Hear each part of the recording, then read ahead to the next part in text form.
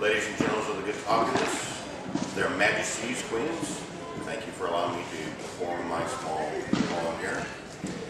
This is a poem in the style of the Eddas. It is inspired by the Nordic traditions and the story and the content thereof. And while the style is a bit contemporary and a concession to our modern society, you'll find, and I hope enjoy, the story, which is entirely traditional.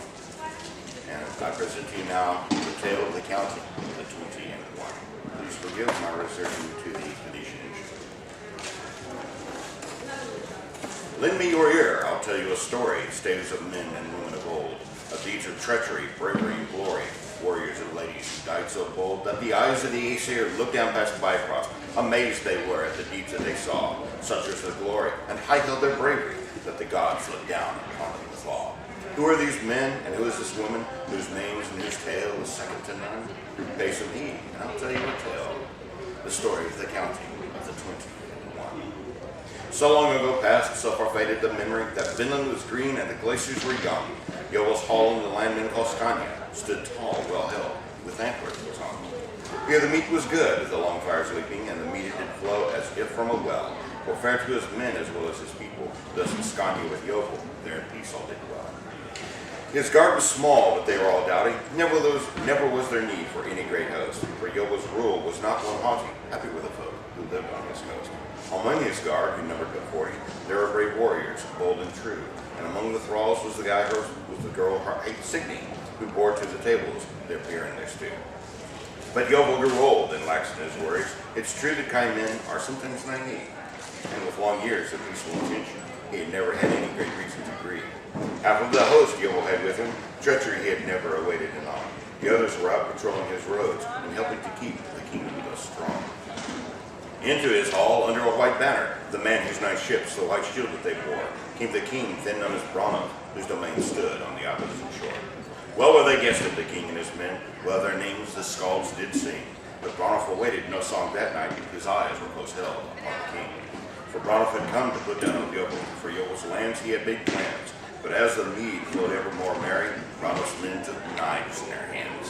When the revel was loud and the men were all merry, throats were cut and blood did flow. They spared none they found, and killed them together, and upon the hall's roof the red cock did crow. The host overmatched, they stood by their king, but he was felled by a dagger well thrown. And hard as they fought, they were all felled, and the burning hall reeked and fell. None were left alive in that hall of fire, men and thralls slain together that night, save one, the girl Signy. She was taken prisoner, and Branov fled for his ships at first light. Now to the hall 20 rode wild in haste, for the flames leaping high they had seen from afar, returning home to the smoldering wreck, not left behind, bones and flesh charred. Hard was the weeping, and those brave men cried, for Yoel had been well loved by his men, when the captain Kettle raised his voice shouting, and sternly barked out his scorn to his men. Hear me, warriors, stop now this whining, for we have failed our king on this day. But we have tracks to follow, and vengeance we'll have. Now silence all who would cravenly bray. Do not think I love my king the less. Indeed, we all know he was the best of men. But is this how we repay him his stay? No, shall I say, for we are his kin.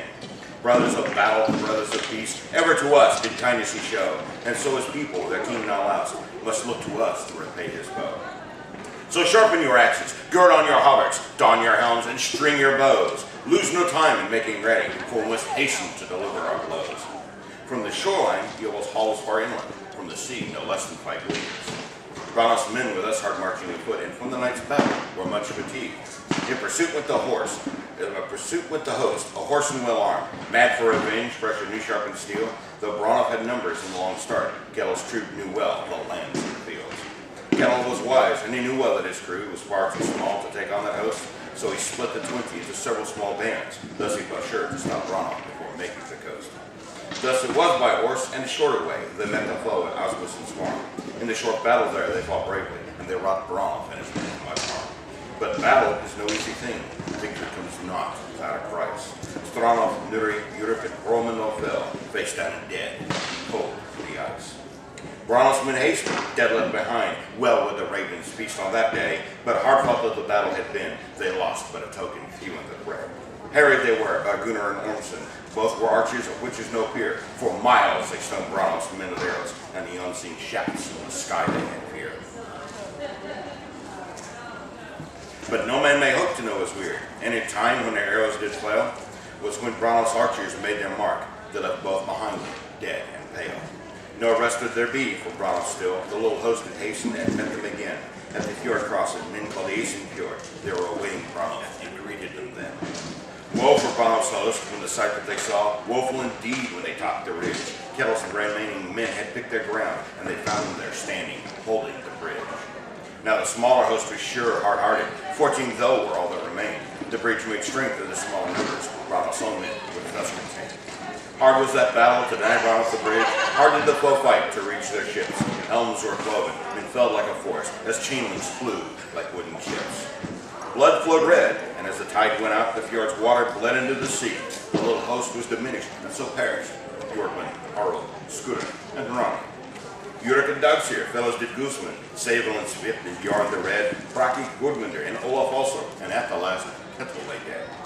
But hard as they fought, Branwell's men paid toll. Not one was unwounded of those who yet lived, and fully of the 10 or Yeovil had guessed it, only 24 prisoners boarded their ships. Now 'tis said of Branwell that long days passed. Wounds were healed and reeds were red, and in due time Branwell made ready. He would make sure that Scania now would be his, now that Yeovil was dead. Thus it was in his hall, his battle host gathered, he made ready and shared his plans with his jarls. When a gentle hand took his meat orb from him, and looking askance, he heard a small snarl. There stood Signy the prisoner, picture in hand. She served there yet as before in the hall. Woeful and startled then was Branwell to see such fire in the eyes of his throne. Treachery brought you Yeovil's death. Ever my king was kind to me. I have awaited these long weeks, and now he is weirdo to me. Boldly the thrall girl snatched up his meat knife, her small hand was swift as his eye, and she plunged it thus up to his hilt, and buried it deep in his eye. That a skinny girl slew their king before them, slain before them even as they watched there now. Swords and daggers flew from scabbards belated, her life no one that promised me would allow. But this it is said by those who were there, none there ever these words denied, that while they killed her, she fought them laughing, and calling Yeovil's name as she died. Branwell's plans thus came to naught, and what became of Scania? What can one say? Traveled northward along this coastline, Yeovil's land lives on to this day. And when Heimdall's horn sounds and the Aesir gather, when Loki and the giants come to the fray, there will be 20 brave men on Odin's shield wall, who are sure to be remembered that day. And if in the battles before then you fight, should you die hearing the battle crow's call, know that a Valkyrie hight Signy will come, and she will bear you forth to the Aesir's hall. So remember these deeds you've heard, pass them on, tell it again and again, that such deeds of loyalty and courage might outlast the lives of men. So long ago past, so far faded the memory, that Finland was green and the glaciers were young. These are my staves, and the last I must end it. The story of the council.